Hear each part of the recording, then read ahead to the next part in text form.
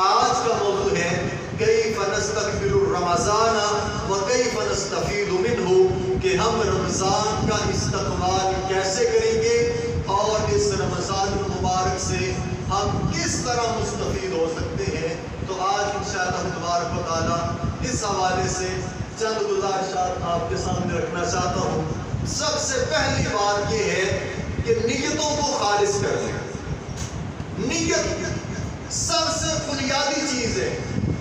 نیت کے اوپر تمام اعمال کا دور و مدار ہے۔ اگر نیت ٹھیک ہے تمام اعمال قابل قبول ہیں، اور اگر نیت ٹھیک نہیں ہے تو پھر بڑے سے بڑے اعمال بھی کچھ فائدہ نہیں دیتے۔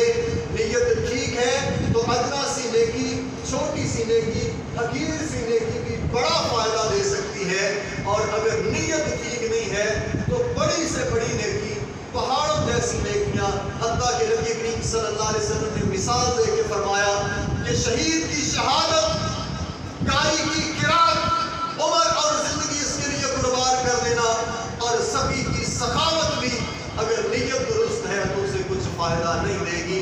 اور اگر نیت درست ہے اور غزوہ تابوک کے اندر وہ صحابی اپنے دامن اور جھولی کے اندر چند کھجوریں لے کر کے آتا ہے تو نبی کریم صلی اللہ علیہ وسلم فرماتے ہیں کہ اسے پورے ڈھیر کے اوپر ڈال دیا جائے، رب تعالیٰ کو اس کی یہ کھجوریں بہت زیادہ پسند اور محبوب آئی۔ تو نیت بنیادی چیز۔